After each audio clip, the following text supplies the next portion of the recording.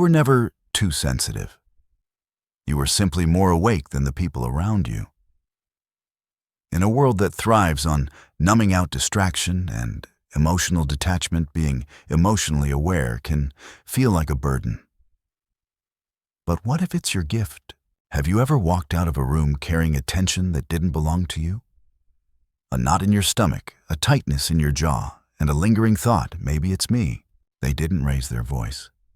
They didn't insult you. But somehow you left feeling invisible, wrong too much. That's not your fault. Carl Jung knew this long before modern psychology gave it a label. When people haven't faced their own shadow, they hurt others quietly, with withdrawal, with dismissal, with silence. And if we don't recognize these patterns, we welcome them again and again, thinking it's just our fate. But it's not fate. It's a pattern, and patterns can be broken.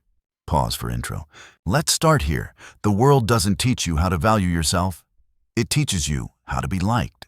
And that's where the damage begins. Truth 1. If you don't define your worth, others will discount it. Every time you hold back your truth just to keep the peace, every time you minimize your needs to avoid conflict, you teach the world that your value is negotiable.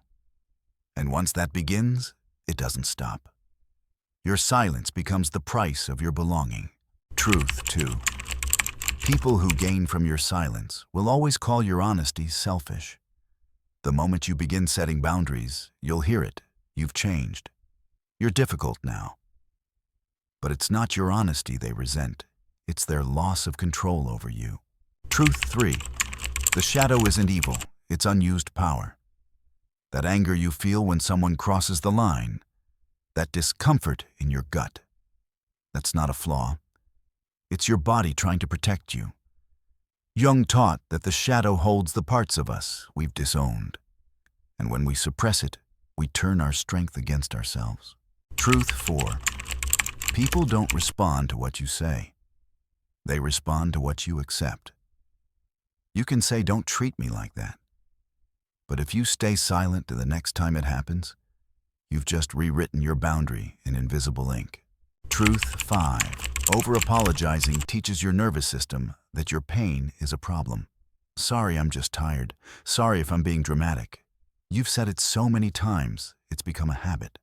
But why are you apologizing for being human? Jung would ask, what part of you was taught that emotions make you unlovable?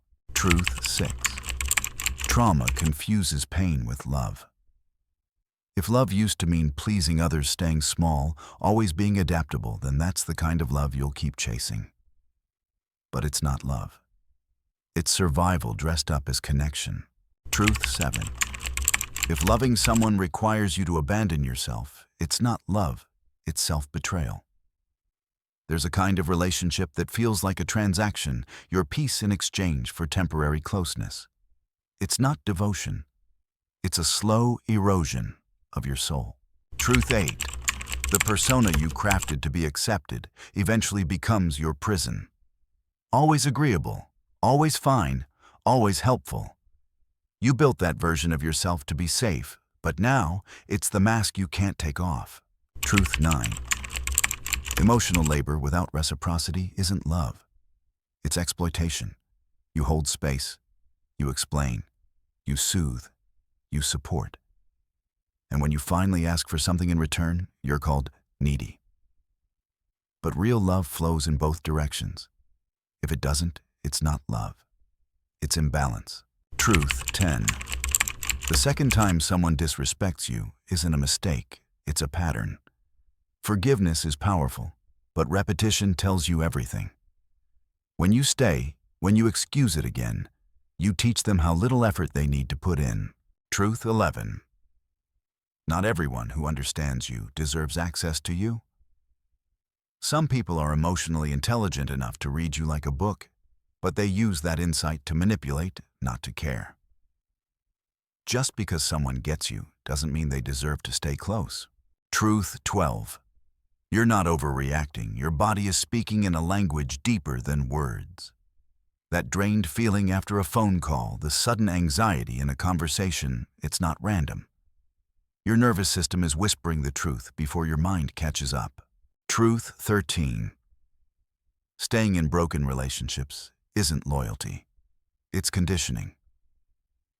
You were taught that sticking it out is noble. But are you staying because you care, or because you're afraid to leave, afraid of being alone? Jung would say, staying in pain doesn't make you loyal. It makes you lost. Truth 14. If someone only shows up when you're easy to love, it's not love, it's convenience. You get sick, you set a boundary, you show your emotions, and suddenly they're gone. That's not abandonment. That's exposure.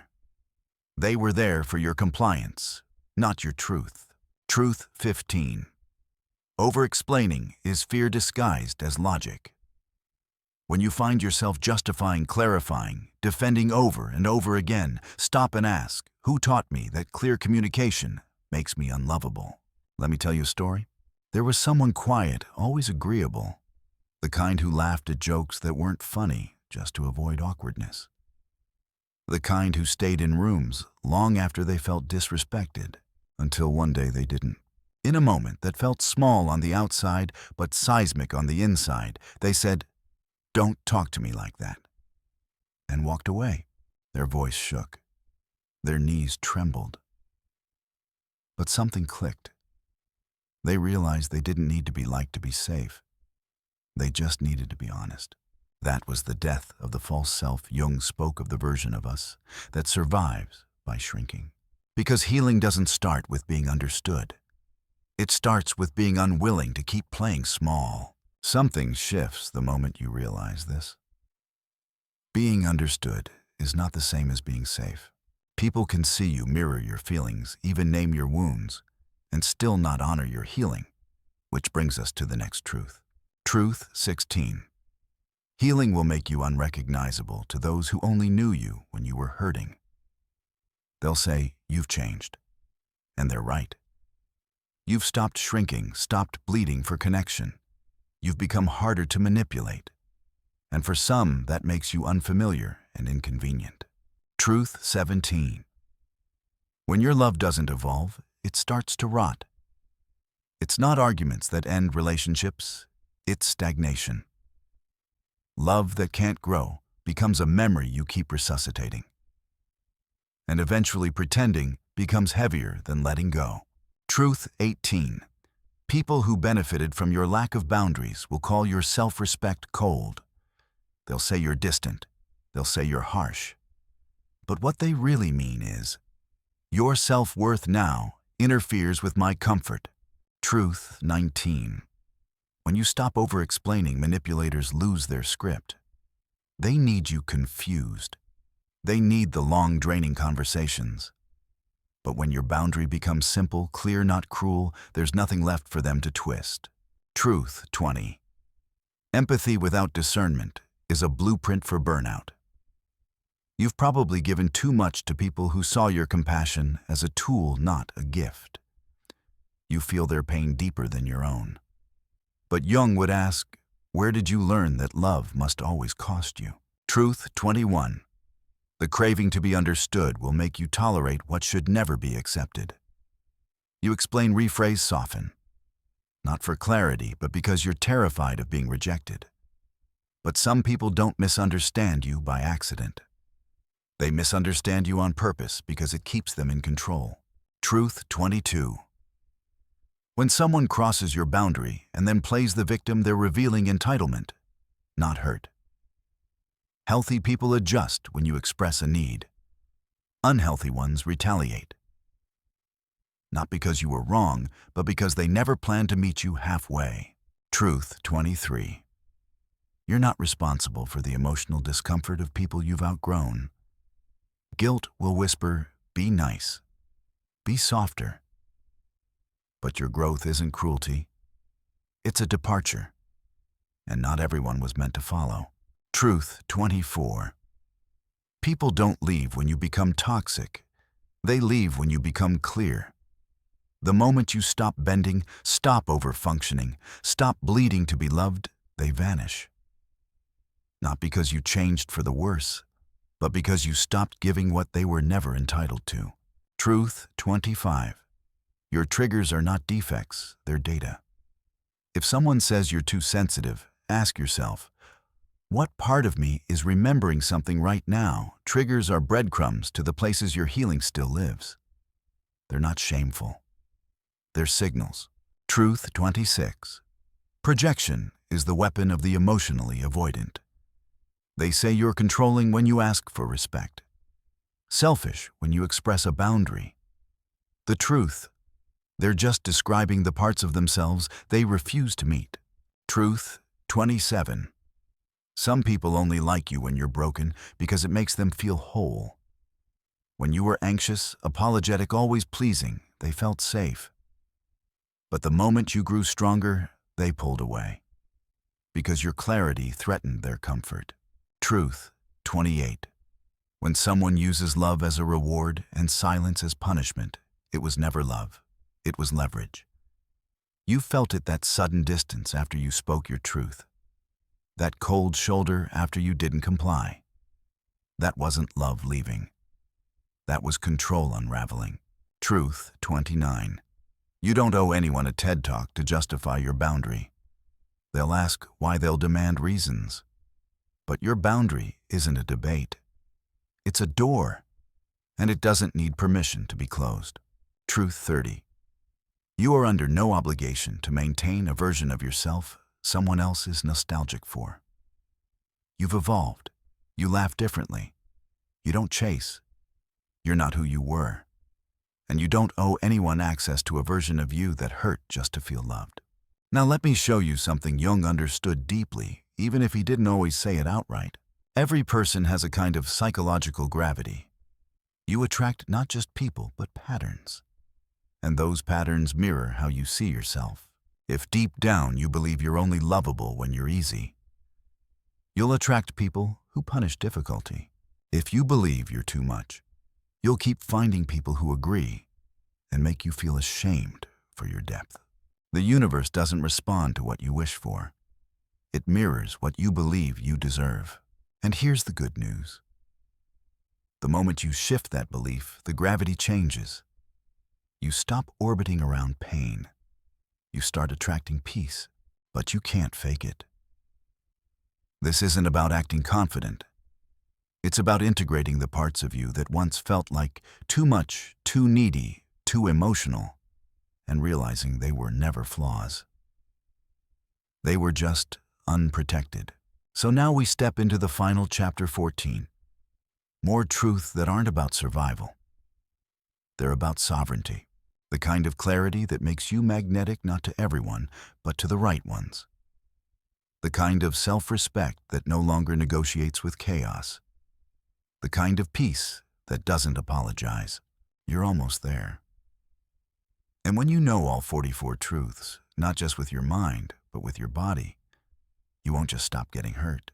You'll stop feeling haunted by the version of you who tolerated it all. The final stage of healing isn't just relief. It's clarity, a kind of unshakable presence where you no longer explain, overgive, or try to fit into a shape that was never yours to begin with. Because once you reclaim your shadow, once you stop apologizing for needing what you need, your entire energy shifts. And those who once benefited from your self-abandonment, they feel it. Not always maliciously, but viscerally. Your boundaries will sound like betrayal to those who only knew your silence. So let's begin the final truths, not just about trauma, but about power, quiet power. Truth 31. Your peace will agitate those who relied on your chaos. The more grounded you become, the more others may try to provoke you. Not because you're wrong, but because they no longer recognize you when you're not spinning. Truth 32. If you have to beg to be understood, they're committed to misunderstanding you. You shouldn't need to perform to be heard. You shouldn't have to translate your truth into something palatable just to feel safe. Real understanding doesn't require rehearsal. Truth 33. Some people don't seek resolution, they seek control. They'll delay, distract, stir drama not to solve anything, but to stay in power. Jung knew when someone fears their own unconscious, they try to manage yours instead. Truth 34. The worst kind of gaslighting is when you do it to yourself. Maybe I'm just too sensitive. Maybe I'm expecting too much. But who taught you that your pain was excessive? When did you decide that peace wasn't something you deserved? Truth 35. Self-abandonment often wears the mask of loyalty, love, or even spirituality. You call it being kind. You call it being patient.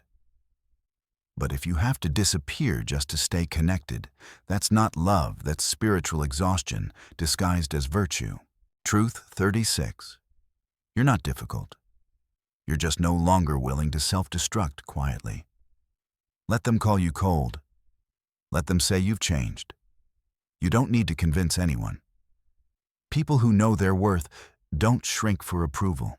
Truth 37. People who never had boundaries will always see yours as hostility.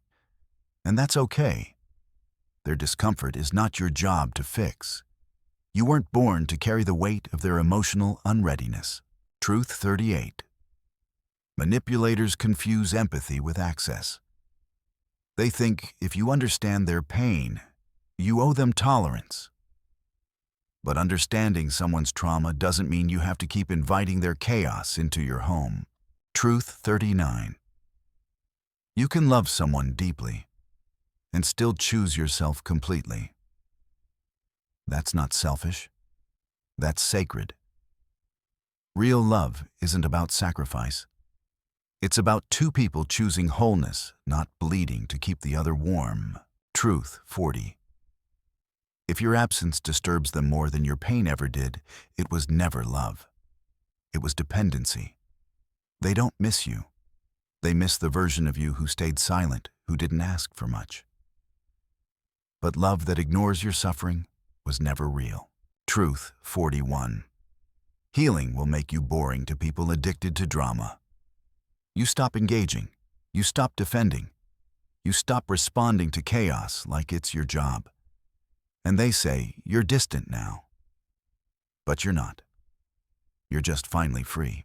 Truth 42. If their version of love requires your exhaustion, it's not love. It's performance. You're not here to audition. You're not here to prove your worth. You're meant to be met fully, calmly, honestly. Truth 43. Some people connect through shared wounds, not shared values. And when you start healing, those bonds break. They didn't love you, they loved your pain. The moment you stopped bleeding, they lost interest. Let them go. Truth 44.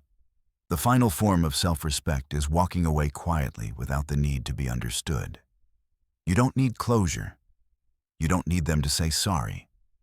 You don't even need them to agree. You just need to be done, truly done. And that, my friend, is freedom. Let me show you what that looks like. You wake up one morning, and something's still. You don't reach for your phone to reread the messages. You don't rehearse the speech you'll never give. You don't look for signs or hope for replies, because something in you has closed, not out of anger, but out of clarity. The apology never came. The validation wasn't real. The peace wasn't mutual. And instead of spiraling, you breathe. You make your tea. You feel the light on your skin. You hear the world without all the noise. Not because everything is fixed, but because you've stopped carrying what was never yours to hold. That is sovereignty. That is integration. That is the miracle Jung whispered about the moment you become who you truly are, not in theory, but in action. You no longer need to be palatable. You no longer trade authenticity for approval. You don't shrink for comfort. You don't perform for love. You live. You rest. And in your rest, you rise.